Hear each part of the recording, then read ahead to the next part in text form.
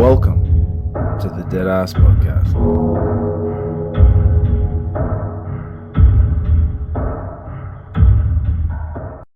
Welcome everyone to the Deadass podcast. Caption, eulogy, sharing stories. Today we've got a couple of special guests. Firstly, Mr. Ben Pettingill, how are you, sir? Good, mate. How are you? Good, mate.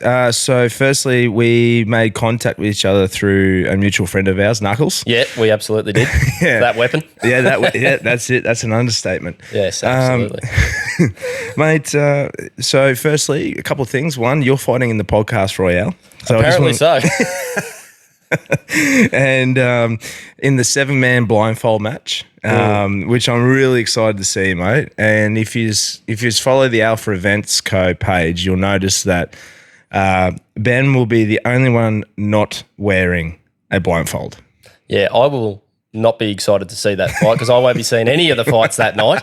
But like you say, mate, it sort of came about in the lead up. We were thinking, look, can we find another blind podcaster out there to have a 1v1? Yeah. It turns out there's not all that many blind podcasters, and if there is, that are willing to jump in the ring with another blind podcaster. So then that flow-on effect, I got the phone call to say, look, what about the 7-man blindfold event? And I thought, do I have to wear a blindfold?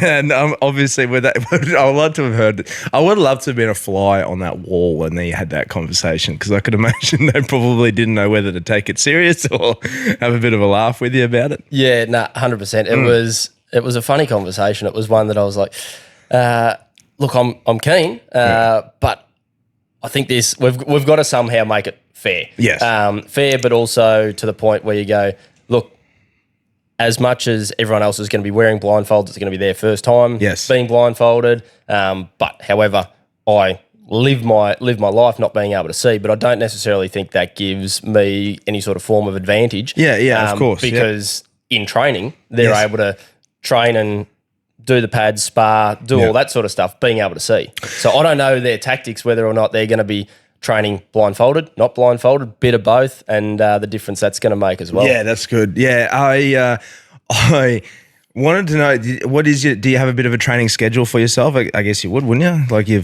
were you just sort of going to go, you know what, I'm just going to start swinging for the hills?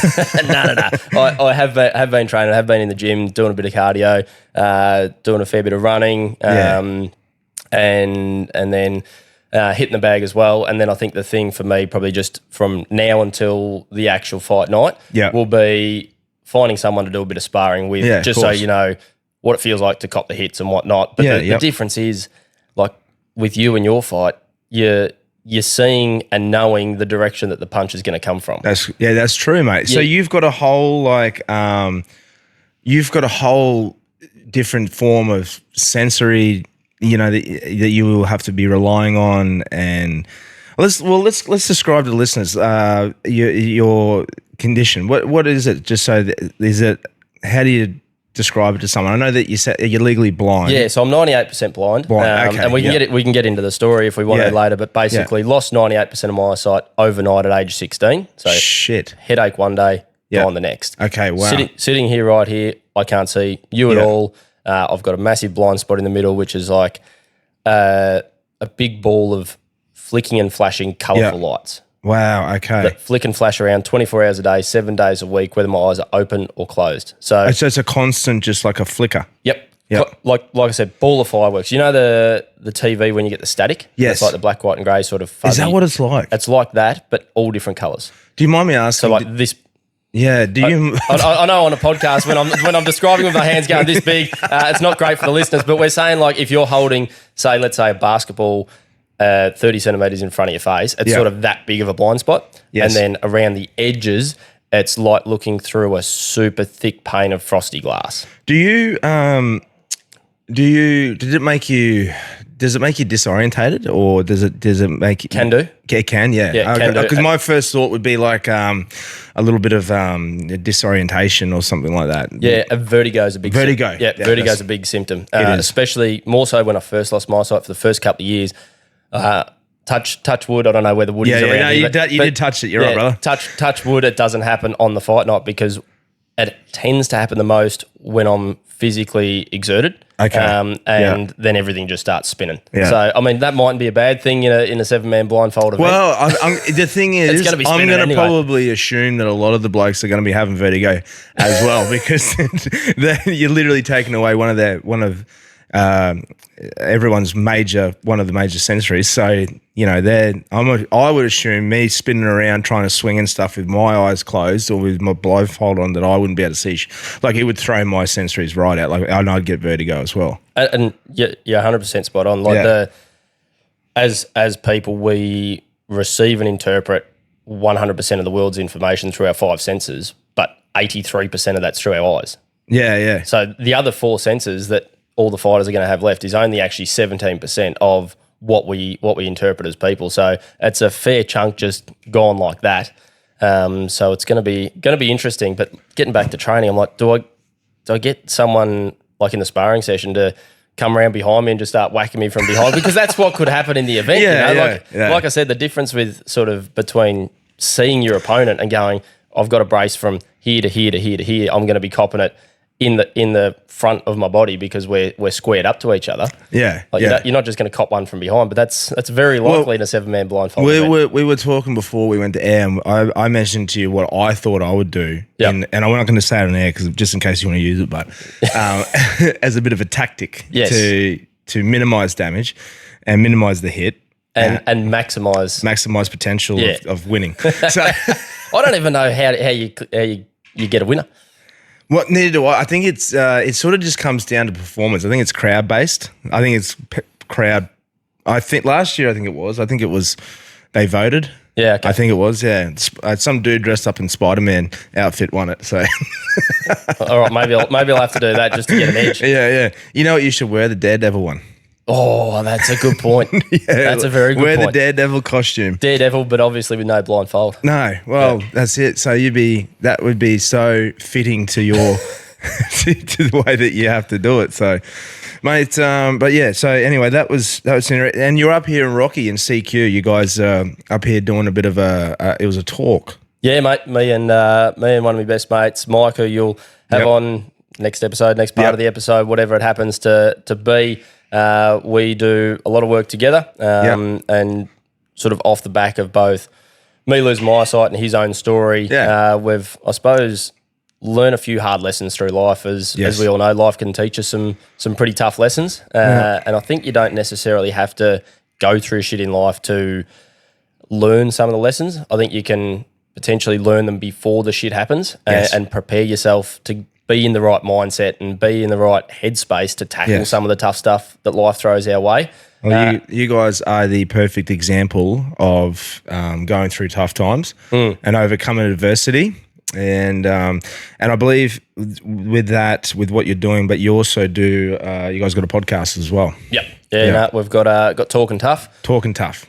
Which is essentially on a mission to redefine what it means to be tough, because I think that old school definition of tough that we all grew up with, it has a fair bit to answer for. When you grow up getting told to toughen up and shut up, don't cry, move on, get on with it. I think from a mental health, a suicide prevention and all that sort of space, it has a lot to answer for, because I dare say that is why the stigma still exists around mental health. That's why us blokes are shit at talking about stuff, because we think it's best for us and it's best for everybody else around us to shut up and say nothing and just get on with it. Well, that is the old mentality, isn't it? You know, and I guess that's what you guys were saying before, that you are redefining that. Yeah. And it's really cool to see that, man. It's really cool, but it's cool to see it from people who have experienced those things in life. And to give, you know, because like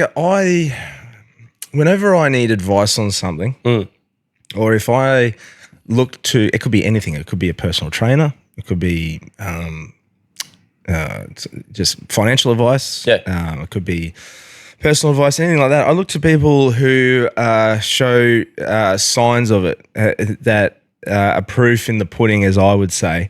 Like if I wanted to go to a personal trainer, I'd go to someone who has who is physically looking fit. Yeah. You know what I mean? I'm just spotting the obvious. Like I would go to a person who, for financial advice, who is financially sound, who is I would say is proof in the pudding that they're financially successful themselves. Yeah, they've got experience, they've got credibility, and you go, it looks like, it sounds like, it seems like this person knows what they're talking about. That's exactly right. And then so it could be anything. So like the same thing, some mental health challenges and stuff like that. If I was going through that, I'd look for people who've overcome their own personal adversities and stuff like that. Yeah, we were actually talking last night. It's a funny story, but it's this young bloke. He was a young sort of 19, 20, 21-year-old.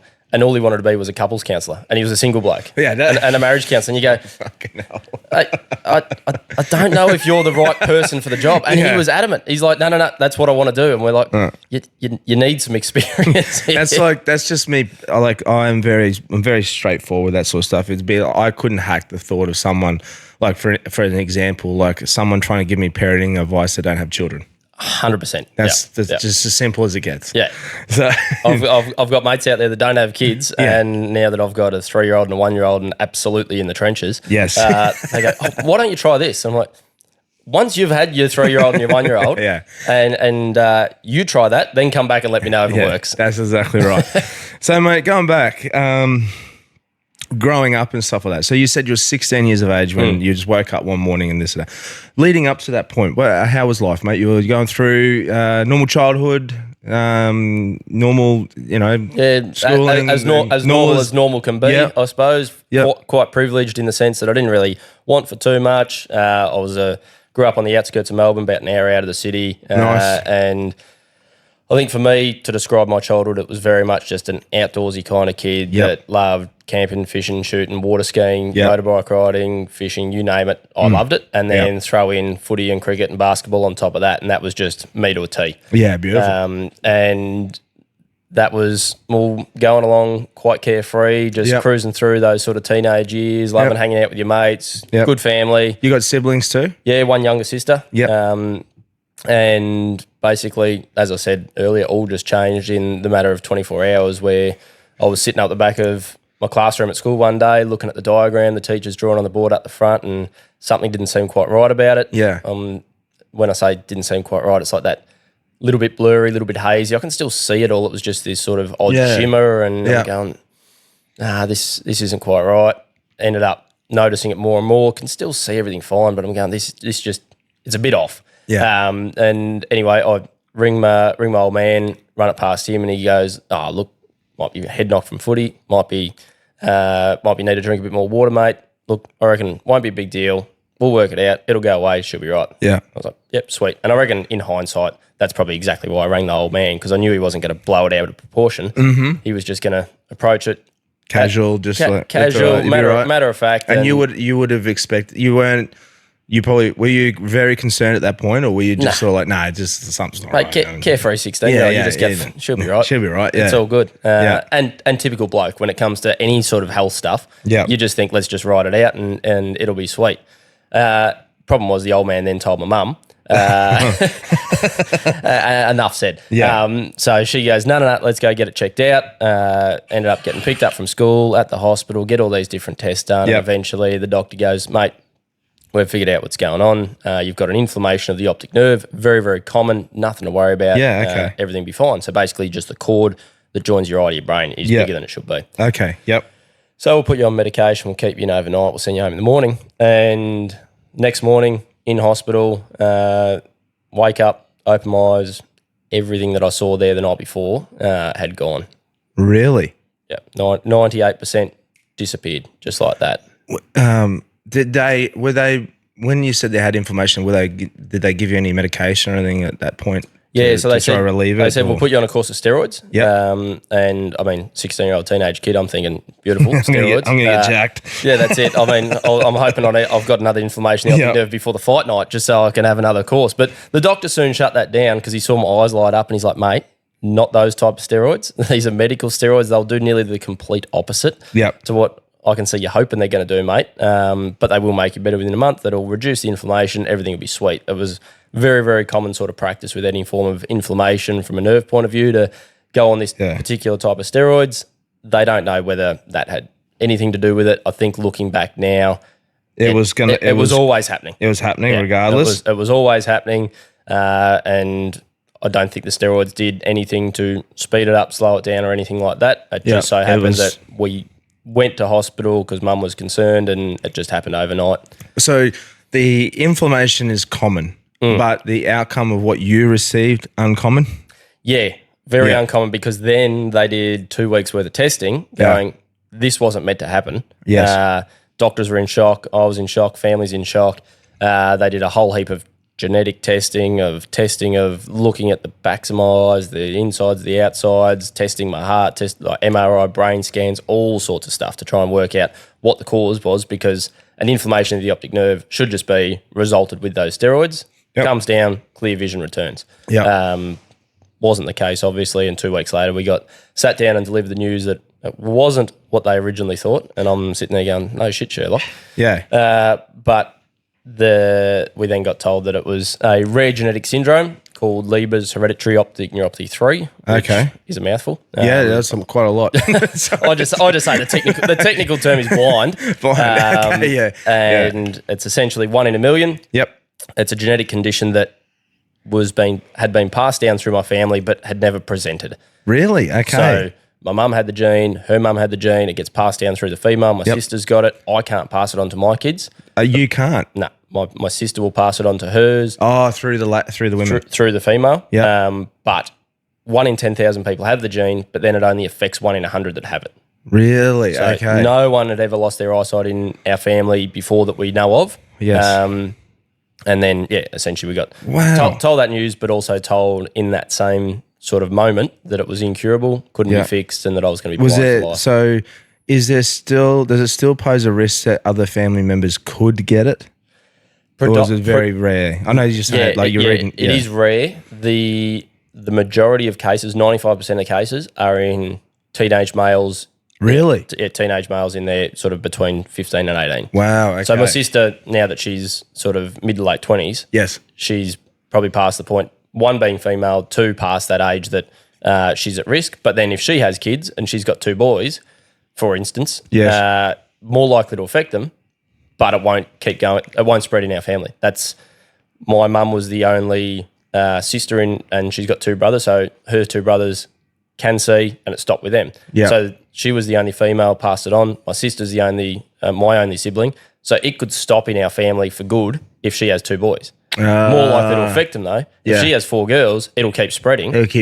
But less likely to affect her direct kids. Wow, okay. That's insane. I didn't realise. Yeah, okay, rightio.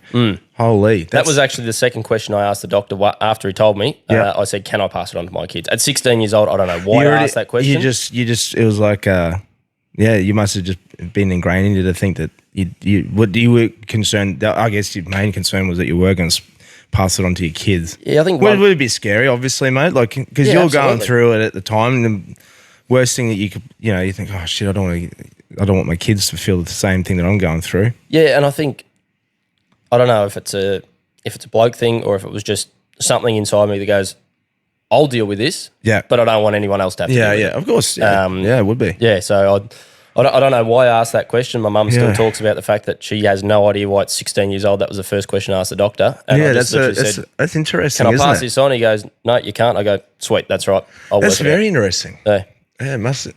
It's amazing to think that was a natural thought in your brain. Yeah. And I'd never even thought about having kids at 16. Yeah, fair enough. I was just single and ready to mingle at that point in time. I love it. Did you, so just explain through the initial process, mate. So you've been diagnosed, it's incurable. What was that transition like for you, mate? It would have been hard because you've literally just been deprived of everything that you've been doing in your whole entire life. The hunting, fishing, outdoors stuff, motorbikes. Like you say, jeez, mate, that would have been hard. That's the problem. If I had have been a different type of person, yes, and I don't want to be stereotypical here and generalise, but if I had have been real musical or something like that, a lot of musical instruments are still able to be played and worked out, not being able to see. But everything I did, everything I was passionate about, all my hobbies were so heavily reliant on being able to see. Yes. it took all of that away, like you said. So it was bloody hard from a mental health point of view going, all the purpose in my life, all my goals, all my dreams of buying a ute, traveling the country, doing this, doing that, get my own boat, fishing here, fishing there, all of that was so heavily reliant on being able to see and having that be gone. So there was that side of the future that was sort of frustrating, angry, why me, pissed off at the world. And then there was also all of the everyday battles, which was, mate, you're coming up towards the end of school. You've got to work out how to do that. You've also got to work out how to get dressed in the morning, make yourself breakfast, pour a cup of water without spilling it. Like there's all the everyday little things that you don't even think about that all of a sudden I had to think about every single one of them. Yeah, of course, definitely. Mate, that's, geez Louise, like I'm just sitting there thinking about it myself going through like the transition period, and that would have been, it takes a tough person to deal with it the way that you did, and a unique person, I would say, because I don't know how to put it. I don't want to sound mean or anything, but there's I think it's probably I don't want to.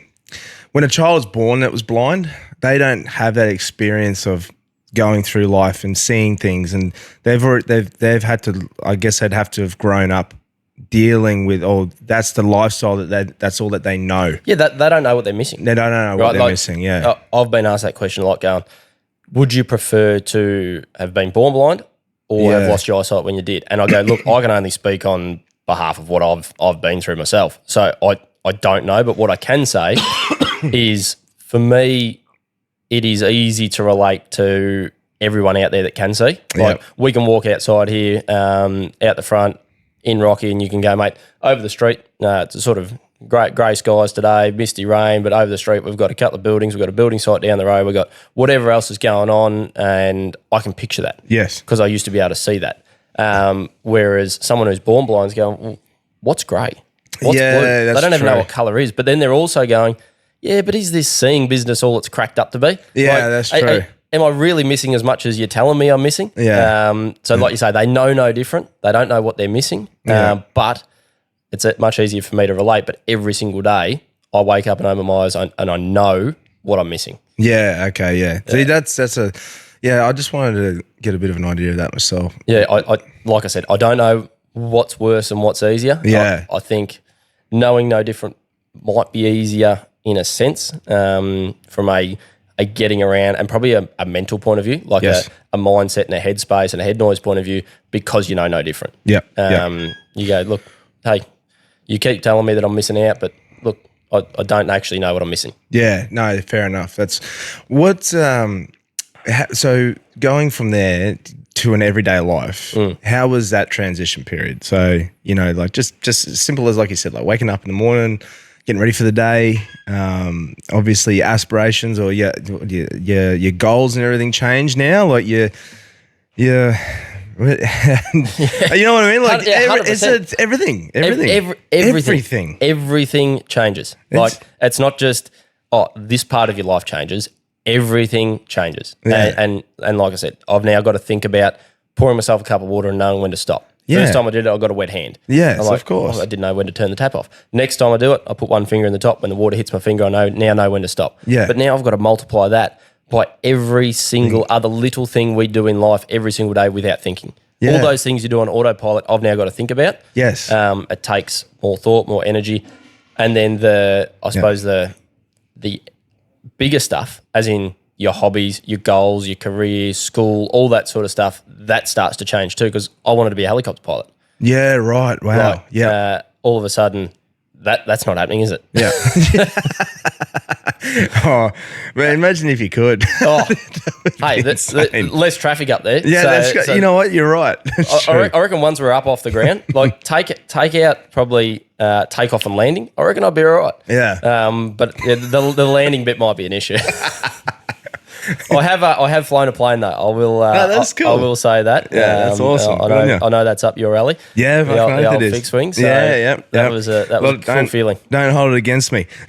No, not at all. So, but again, that had to change. Yeah. You have the dream of the dream ute you want to buy and all that stuff, and all of a sudden you're like, well, now I've just got to rely on other people and mate, maybe I'm not going to be able to live out in the bush where I wanted to live because it's going to be too inaccessible to be able to get into town, in and out of town. All of a sudden, you're putting more responsibility on other people to take your places, and you don't want to be a burden on people and all that. It was just one thing after the other, after the other, after the other. Like you said, adapting was huge, and it's just it was definitely one day at a time. I couldn't think too far ahead because it was when I did that shit just got overwhelming, and I thought there's no light at the end of this tunnel here. Pardon the pun, I wouldn't see it anyway, but.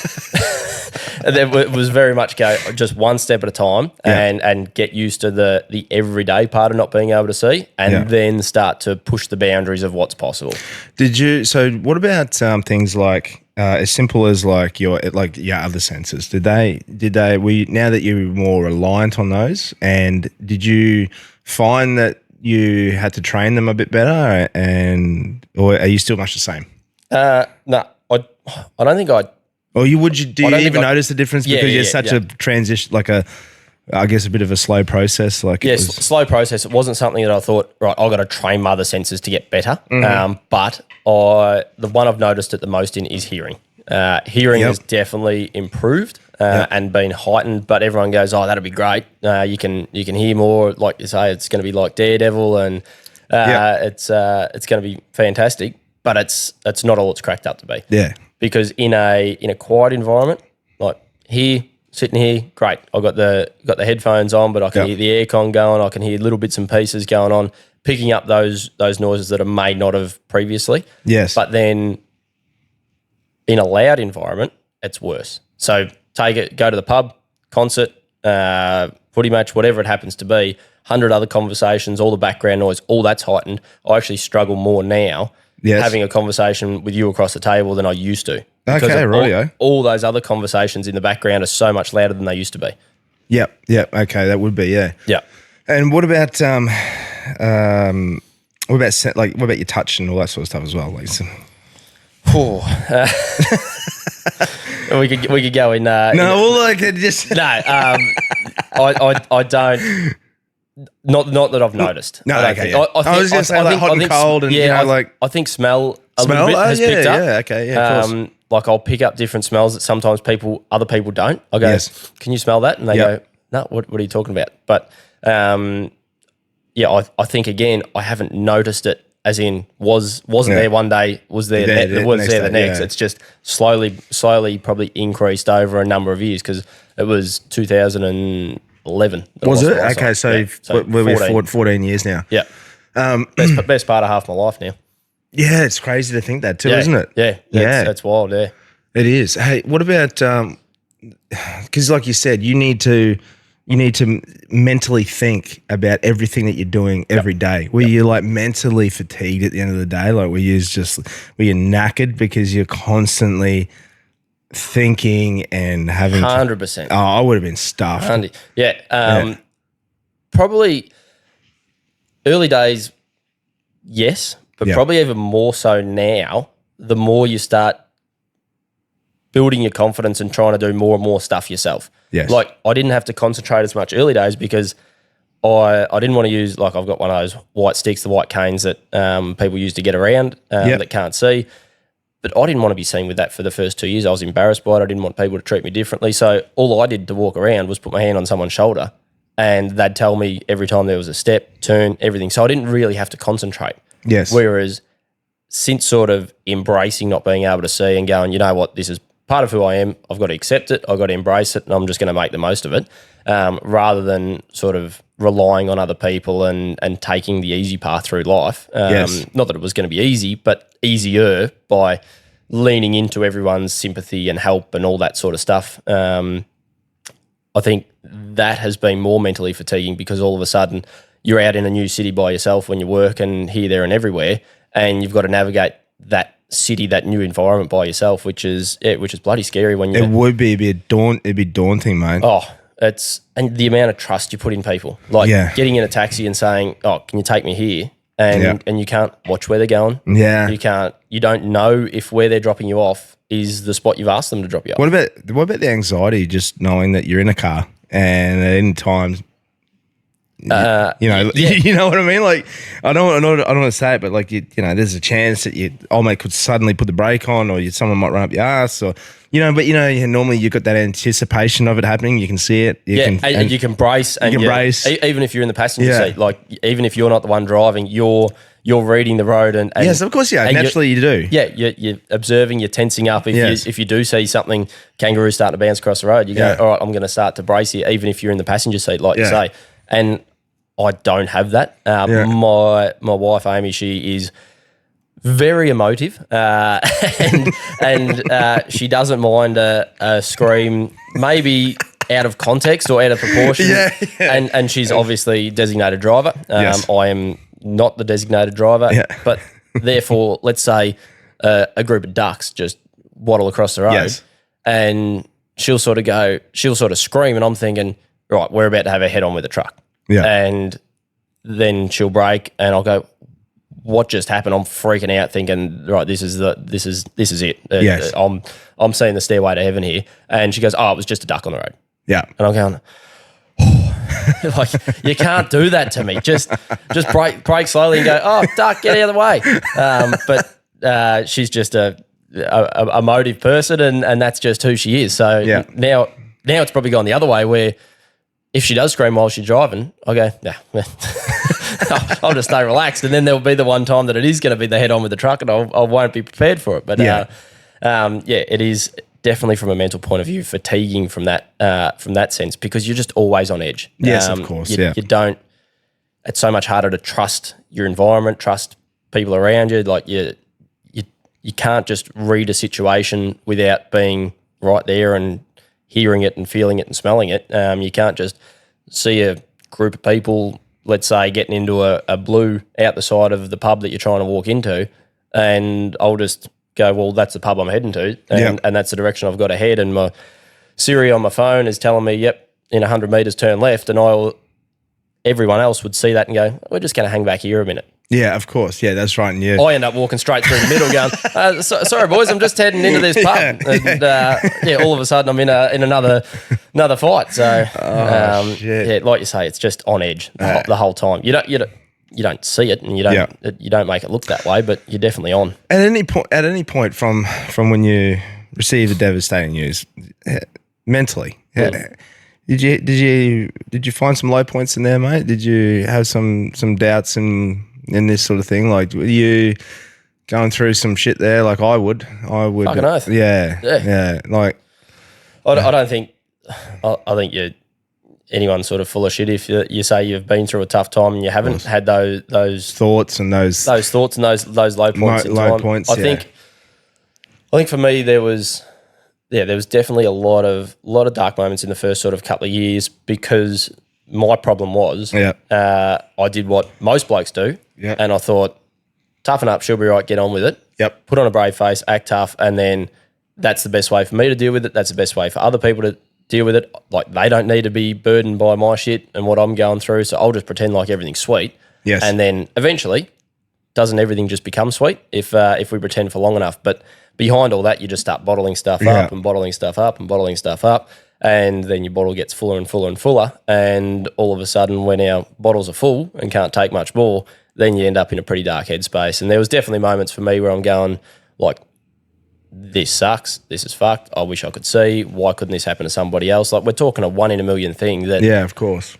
Yeah, for 16 years, you've got it there, you don't think about it, you take it for granted, and then all of a sudden it's gone, and it changes every single part of your life. It's like there's a constant reminder of that every single day. There's no escaping it, which is the hard part. It's not like I can go, at least this week, I've got a week off and I'm not going to be reminded about the fact that I can't see. Like it's there every single day. You wake up and you go to reach for something on your bedside table and you knock it off and you can't see it, then you can't find it on the ground. All of a sudden you go, I'm going to have a great day today. And then you go, I can't find my second AirPod because it's just case has hit the ground, the AirPod's on the ground, I'm crawling around trying to find that, and you go, yeah, that's right, you can't see. Yeah. So it's that. And I can understand the frustration that you would get on the most simplest task sometimes would be finding your phone, finding your wallet, finding your cane. Like you threw that one. I shouldn't have laughed. I'm sorry, mate. No, it's so. I've got 4 of the bloody things, and I can't find any of them around the house. I go,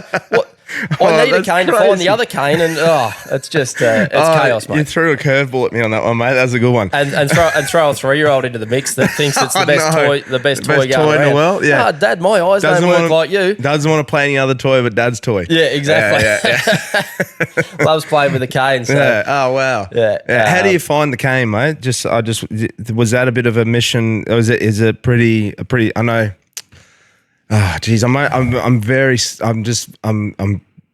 trying to get a bit of a understanding. I've never really asked a question to someone before about how to use. Is there a special way to use it? Is it literally just to scan across what's in front of you so that you know what's in front, like an obstacle might be in front of you? Is that what it is? Yeah. So it's basically finding a clear pathway. And finding obstacles to therefore avoid obstacles. So sort of the difference between a cane and a guide dog is a guide dog will see an obstacle in front of you and avoid that obstacle. You don't even know that obstacle is there because you don't see it, and the guide dog takes you around it before you even get there. Okay. Whereas a cane is designed to find that obstacle, and then when you find that obstacle, then you work out a clear path around that obstacle. Okay, right. There's a couple of ways of using it without sort of getting too that's technical. right. No, I just thought I'd ask the problem with it is it's only at ground level. So that's a good point. Overhanging trees, anything at head height, it doesn't find. So have you clocked yourself some beauties or what? Oh, mate, everywhere. Have you? From forehead to eyebrow to cheeks to shoulders to there's a lot up there, and then there's just probably around home with stuff. You get quite confident and comfortable around home. Well, you would, not using a cane, yeah. But then your shins and knees and everything else just cops. I hate poles. Poles are fucked. Like poles can get fucked. Yeah, that's it. It's and glass doors, glass walls, like just different things like that. I mean, I'm shit scared of electric cars. Yeah. Oh, I can't hear them coming. I didn't even think of that. If I'm going to cross the road, I go, right, these electric cars, hey, Elon, if you're listening, your cars need to have a Yui boom duct tape to the front with a diesel truck engine just so I can hear it coming. Like, I suppose I didn't even think of that as well. Yeah, everyone's like, yeah, let's go electric. I'm like, no, let's not. It's a very fair point. Yeah. So at what time did you sort of reach this idea of spreading some awareness and stuff like that? And, you know, because let's talk about firstly how you met Mike. So, and then you guys teamed up together and created a podcast, but you also go around and have a bit of a chat and stuff. So how did this all come about? Yeah, so I think I know Mike will be the same. Yeah. I don't love talking about myself so much. No. I don't think anyone does, but I got asked a few times not long after losing my eyesight to come and share your story. Yeah. And I think you go, look, I'm happy to come and talk about it, but I'm more so doing it so other people can get something out of it. If I could have the impact that I have without saying anything about myself, I would, but that's also sort of not part of it. People like the story and they want to follow the ups and downs and the roller coaster and have the laughs of not being able to see and all that sort of thing. And I think, like we were saying before we jumped on air, it was more about identifying that I don't think you have to go through shit in life to learn some of the lessons that life has to teach us. And I was just keen on helping people see that. I think going through what I went through, you find yourself in those dark times and you start recognising the things that helped get you out of those things. So whether it be routine, exercise, support of mates, support of family, talking about it, actually recognising, like for a long time, as I said, I bottled stuff up and bottled stuff up and bottled stuff up and bottled stuff up, and I had a really sort of low point when that bottle was full. And it took my old man asking me 3 times in the one conversation how I actually was before I just burst into tears. I did not shed a tear after losing my eyesight for over 2 years. Really? And then it all just poured out. And it just came like the floodgates open. Oh, just tears streaming down. When my old man said, mate, how you really going? You can be honest with me. I'm here. And that was the 3rd time he'd asked in the one conversation. First time I just went, no, I'm right. I'm sweet. Brushed it off as we do. Second time I'm like, Dad, you know me. I'm all good. I'm sweet. And he goes, no, I'm just asking, all good. And then he asked for a 3rd time. And I was like, boom, like Yeah, everything it just came came out. flooding out. And I'm going, I hate this, is shit, this is that. And the relief I felt after that was just like this weight off my shoulders. And I thought, this is the value of talking about it. Yeah. This is the value of being vulnerable, of opening up to, be it your old man, a mate, a professional. It doesn't matter who it is, but just not bottling everything up within ourselves and trying to carry all the shit. So I thought there's some real benefit in that. There's some stuff around just sort of copping a challenge, learning how to focus on the things that you can control, not what you can't control. There's a whole lot of stuff that I've learnt that I reckon can help a lot of people, whether it be chasing a goal, whether it be getting through a tough time, or whether it be achieving what they want to achieve, pulling themselves out of a rut, getting through a mental health struggle. And I think doing what I do, doing what Mike and I do, you get to travel around and meet amazing people right around the country and help people in doing so. So it's something that I definitely love doing. And Mike and I, we speak separately. We do a fair bit by ourselves, and then we come together and form Legless and Blind and have a bloody good time doing it and travel around the country. I fucking love that name. Hey, it can mean many different things. I know, that's exactly the point. Yeah, we actually had our gig last night. Yeah, and how did that go? Yeah, it was great. Yeah. It was great. It Oh, was good. about 60 odd farmers from right around the top of the country, from the Pilbara right around to Nice. northern Queensland, that had come together for a conference. And as we sort of all know from the media and just knowing people in farming's bloody tough. Yes, definitely. And life on the land, the weather, droughts, floods, fire, everything in between. And it's the sort of lifestyle that, from a mental point of view, you don't get to switch off. You don't get to go home, because home is work and work is home. And That's exactly right. yeah, It's a good point. some of the stats from a mental health point of view and a suicide point of view are super high when it comes to rural areas and farmers in particular, especially blokes. So it was a great gig last night, but it was funny. One of the head guys there apparently nearly didn't want to book us, because he goes, "Nah, we can't be booking two blokes called Legless and Blind with the connotation of just getting pissed." And we're saying, "Well, it's not about that. It's much more of a literal nickname. One bloke is legless and one bloke is blind." I mean, it didn't help that we were both standing there with a beer in our hand when we were trying to plead our case, but it was funny. No, that's brilliant. And because Rocky's a bit of a track for you guys. Yeah. You guys. I didn't have to drive. Good point. I just hit passenger. Nowhere's too big of a trek for me. Yeah, but yeah. Where have you guys travelled? Flew. Like where have you done? Where are some of the other everywhere? It is? Everywhere. How long have you guys been doing it for? 10 years. 10 years. 10 years. Shit. Individually, I reckon we did our first gig together in 2017. Oh, so wow. still a fair while back. And yeah, we've been every state and territory. We've done everything from tiny little pubs in places like, I don't know if you've heard of Tippabara, but it's like far northwestern sort of tip of New South Wales, and we're talking like the school had 8 kids there and the pub had 3 blokes and a dog. And we've done gigs like that, and everything from that to 2,000 and 3,000 people conferences. Wow, have you and really? stuff like that? So everything in between. But our real sort of love and the stuff that gets us going is getting out into rural and regional areas, doing your pubs, your footy clubs, your blokes nights, your blue collar, your mining, your construction, your things like that. Because I think that's sort of where I don't want to get into the heavy side of things, but I mean 7 out of 9 suicides are blokes. Yeah. And that's a stat that I think, if we can smash some of the stigma that still exists around mental health and redefine what it means to be tough, get more blokes talking about the tough stuff, I reckon we can drive those numbers down. We may never get it to 0, but surely we can get it less than 9 a day. Definitely, mate, 100%. And what has been the response that you've received from the stuff that you guys have been doing?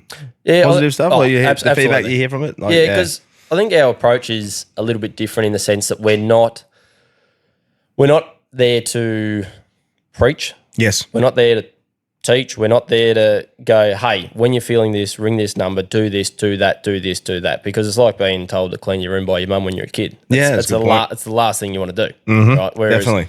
we're more just two down-to-earth blokes that'll get up and go, hey, here's some shit we've been through. Here are some of the real low points. Here are some of the stuff we've felt. Talk about some of the tough stuff. Yeah. And here are some of the things we've learnt.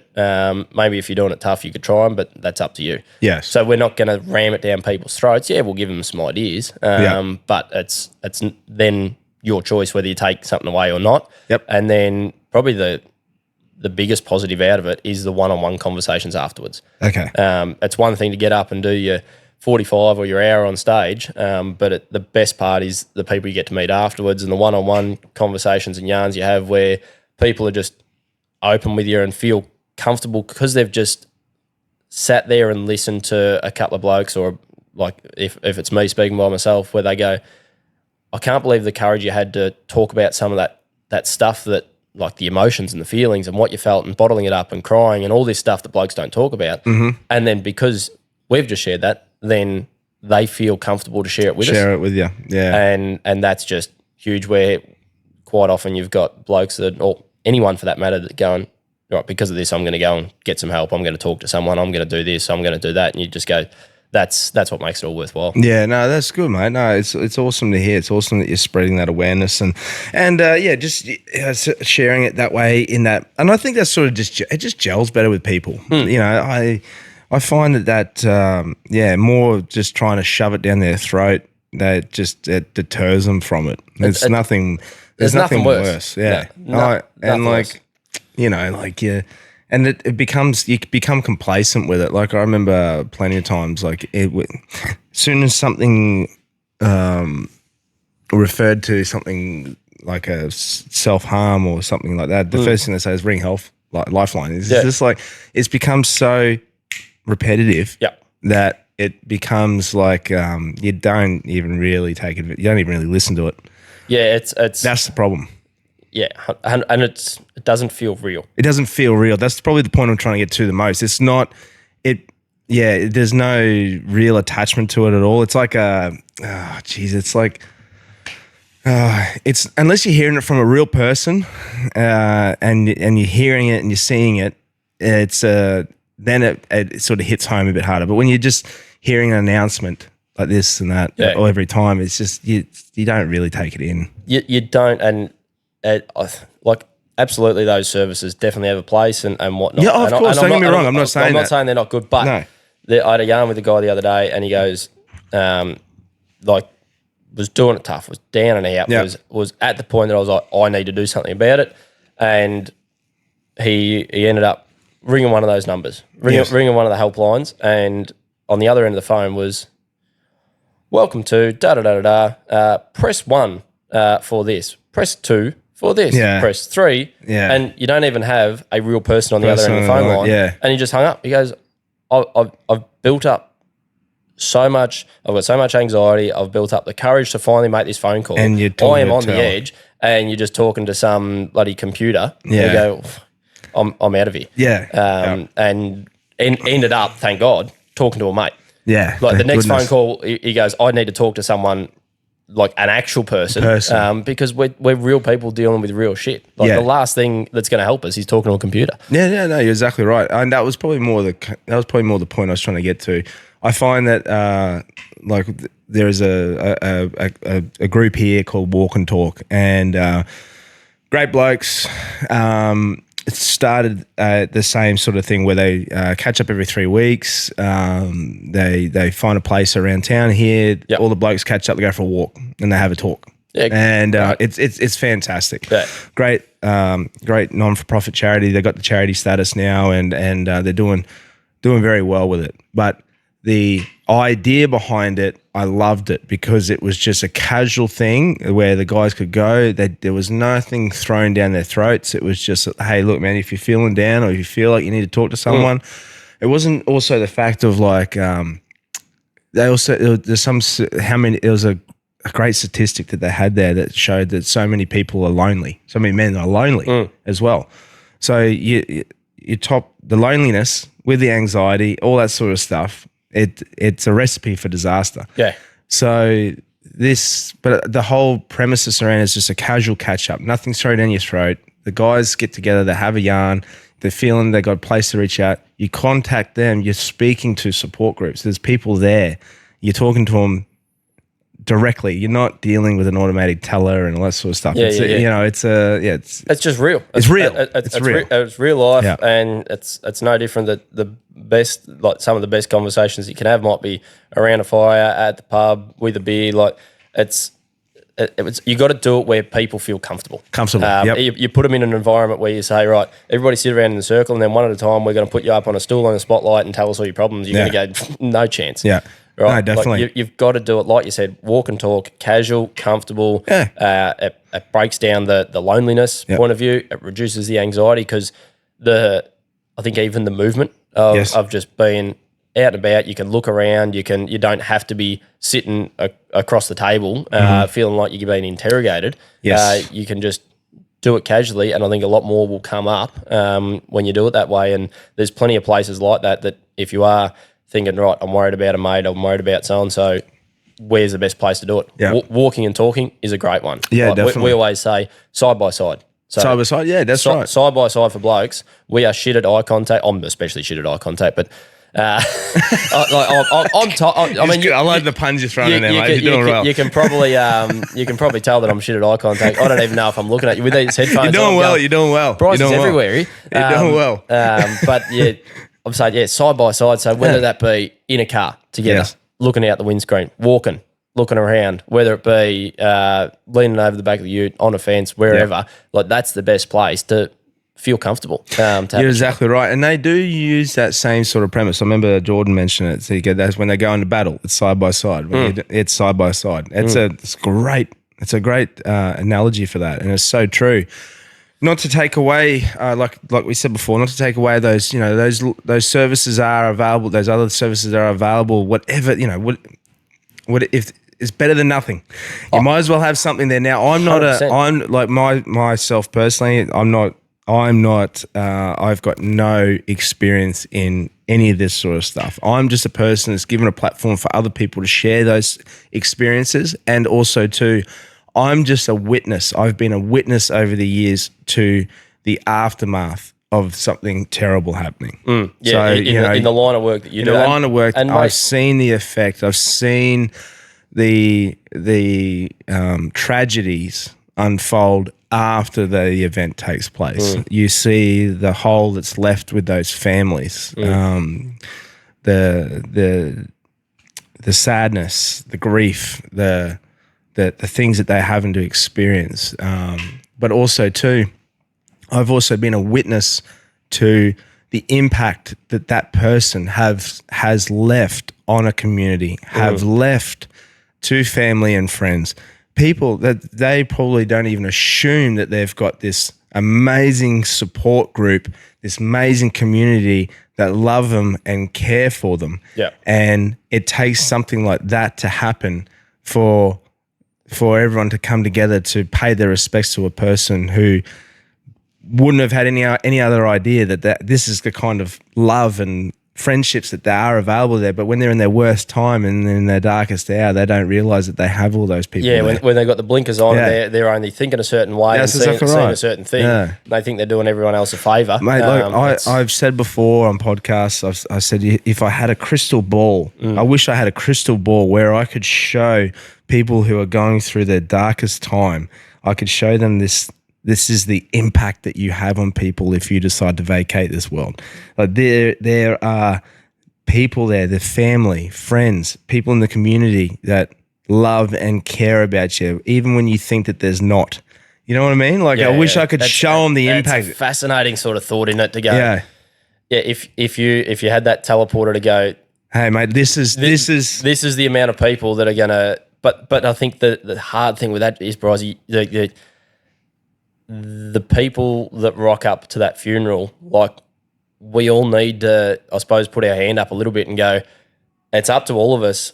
Yes. Not to leave it too late, but to have those honest conversations and check in with our mates on a regular occasion. Don't just wait to their birthday. Yes. Don't just wait to their wedding and go, mate, I'm so proud of you, or whatever it happens to be, or ring them once a year for their birthday and go, happy birthday, mate. I hope you're well. I hope you're being good. Yeah, catch you later. See you next year for a drink or whatever. We've got to actually have a few more meaningful conversations where we go, "G'day, mate. How you really going? What's really been happening? Like, talk to us." And all of a sudden, you may not end up in that situation as well. I think we've all got to be. Yep, definitely. I mean, I got to be reminded of that myself too, personally. Like, I get complacent with that stuff too. Like, you don't realise how quick time goes by. Things fly past. I was having a moment the other day where my son was having a chat to me and he was talking about wanting to go to a Fisher concert. And I said, well, not till 18, mate, because I don't want to be having a parent. And he goes, oh, Dad, that's next year in July. And I'm sitting there going, holy shit, you're going to be 18.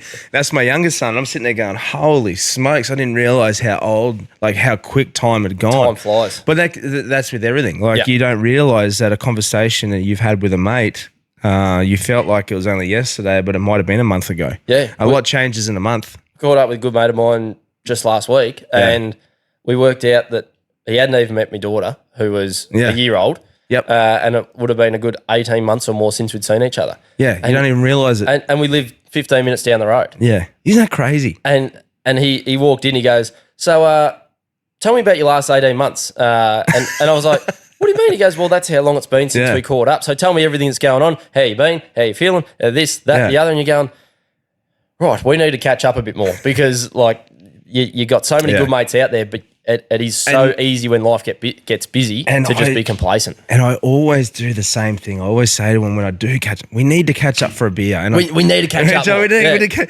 and I just don't fucking follow through with it. Like I'm fucking terrible at it sometimes. Like, you know, like I should do that more often. We need to prioritise it more. Yes, because not only is it good for them, it's good for us. Of course it is. And I think it's something that you need to put in your calendar. Yeah, definitely. It's so easy to go, oh yeah, that's a nice to have. We'll get to that one day. But then it's those things that you always say, oh, we'll do that tomorrow. Oh yeah, no, the next month is busy, but every month is busy. Yeah, that's right. And then you never get around to doing it.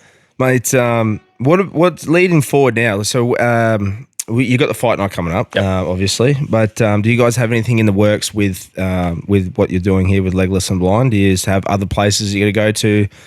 Yeah, we'll be all over the shop. All over the shop. All over the shop. As I said, we've got everything from our corporate work where it's be it mining companies to construction to this, that and the other. And that's travelling right around the country. And then we've got a fair few sort of communities and smaller stuff where people might have a bit of funding or apply for a grant. We'll come and do a night at a pub. We'll come and do a night at a footy club, stuff like that. And that is literally right around the country. So it's just jam-packed schedule. There's months that are busier than others, and it's just go. A lot of nights away from home, and then throw in amongst that, you try and have some family time and some time to yourself as well, and some time to do some of the stuff that you love doing as well, to sort of fill that cup like we were talking about. The beer with your mates, because I think last year there was a period of time there. I think we did something like over 150 presentations last year. Holy smokes. So you're on the gas all the time. And there was one period there that was absolutely ridiculous for a month period where we were, I think, on the road for nearly a month straight. I think we had three nights at home or something in a month. Shoot. And then one of my best mates, I reckon, I eventually did catch up with him for a beer. We worked out it had been 3 months, and you go, fuck, you can't leave it that long. No, you can't. And I'm bad for that too. Yeah, you know, I'm bad for that too. I think we all are. We are, unintentionally. Yeah, unintentionally, but you also don't realise the impact that it has until you finally get together, and then you start unloading and letting it all out. Of course. Or you get to the Christmas blur, as we talk about. You've got that much sort of pent up. You got that much pent up sort of, whether it be you're just drained. You're at the end. You're burnt out. You're this. You're that. And you're like, probably should have done this blur period like 2 months earlier for 3 days when I needed it. And then this wouldn't be as much of a reset as it needs to be. So so in between all that stuff too, you guys slip in a podcast. Yep. do it a little bit differently. What do you do? So we pre-record seasons. Oh, okay. So we've got season 1 that's out. We're recording season 2 at the moment. And then once we've got a season done, because of the nature of being on the road, and like I said, when you've got a month where you're only 3 or 4 days at home, you don't necessarily have the consistency where you can go get a guest in every week and sit down with them. Yeah, makes sense. Of course. And we're doing it a bit different this particular season. Okay. First season we did it all based out of Melbourne in a studio, and people came to us. Yeah. Whereas we meet so many ripper people just out on the road. Oh, you would. Down to earth people where we've now got the on the road setup where we can take all the gear with us and do it from someone's lounge room one day, their shed the next day, the front bar the next day. So that's sort of the aim of season 2 is to make it feel really sort of personable and do it where people feel comfortable. Like you said with the walk and talk stuff before, if someone is the stalwart of the local footy club and that's where they do their best yarning work, that's where we're going to do it. Yeah, we're not going to say, hey, come to the studio where there's lights and sterile and all this stuff and sit behind a mic and they go, this isn't me. Yeah. Like, we want to do it where you feel most comfortable. No, that's awesome, mate. So when you do the seasons, do you unload all the episodes at once or do you still... Nah, still fortnightly. Yep. So if we got your 10 or 11 seasons, that'll then roll out over 20 weeks. Which will be sort of season 2 will be the second half of this year that'll roll out. Oh, nice, nice. So you're in the middle of recording that at the moment. Yep. And the name of the podcast is Talkin Tough. Talkin Tough. Yeah, and you've got all the socials on that too, mate. Got all the socials. Yeah, we can. I'm sure we can include that. Oh, yeah, we will. I'll include it all in the thing. But do you do your own personal ones as well? Like, so you have your own personal episodes? Yes. No, sorry, your own personal social media pages as well. Yep. So there's. Do you do one for Legless and Blind? Yep. There's all three. So there's all four. Sorry. So there's Ben Pettingill, there's Mike Rolls, there's Legless and Blind, and Talkin Tough. Oh, sweet, man. So there's socials galore. Yeah. Socials everywhere. Yeah, all the big ones. Yeah. So, mate, 2 questions I usually like to ask guests. Go for it. So, first one. If you could speak to anyone on a podcast, right? So you had the opportunity to speak to anyone back in the day. Now, this is just for the listeners. This is completely, I haven't given you any warning about this. So this is just off the cuff. Yeah, I love it. If you could speak to anyone in history, it could be thousands of years ago, mate. It could be 2 years ago. Anyone in history that's not here with us anymore, if you could chat to 1 or 2 people, who would they be? Oh. It's funny how your mind... You start picturing... Like, and you go to the top from a role model point of view. Yes. Like, or like your celebrities, you think... Yeah. Like for me, I think your Shane Warnes, your Kobe Bryants, your people like that. Yep. But I lost my best mate who was going to be my best man in my wedding 2 weeks before my wedding. Oh, shit, mate. I'm so sorry to hear that. In a boating accident. A boating accident? Yeah. Oh, shit. So... That was 2020. 2020. So it's only 5 years ago, roughly. Yeah. Yeah, 5 years ago, and I think, as much as I go, all these other people, like the life he would have lived even in the last 5 years, like he was just a not here to fuck spiders kind of guy. Live life to the fullest. Live by the mantra, go hard or go home. Just full of energy, love life, and I kind of go. The relationship that he would have with my kids now, like he'd be the unofficial uncle, and I think the cool uncle. Yeah, to be able to have Camo on a podcast and have a yarn with him. I mean, we'd be yarning all the time, being my best mate. Yep. But I think it's very easy to go. I'd love to hear Warnie or Steve Irwin or all these people talk about their life and the lives that they lived. But for me, it'd be having someone like that who's no longer here to go. I wonder the life they would have lived if they still were here. Yeah, that's probably a little bit different answer to go. I love that answer. Yes, I know sort of, and was so close with him, and I know exactly what he would have spoken about. In the life that he lived. But if he was still here, to be able to have him on a podcast and probably ask some of the questions that you don't ask when it's just that the fun loving mate that you don't necessarily always get down to the deep and serious stuff as well. I think that's beautiful, mate. I'm so sorry to hear that. That's it's you know, like it's life. It is tough. it it's is not easy going on all of us. No, but like, you know, I would assume that for someone like yourself who you sort of get yourself into a point in your life now, you're like, you know what, I'm doing good. I'm doing well. Yeah. And I've got so many things to be excited for: marriage, children, and living it with one of your best mates.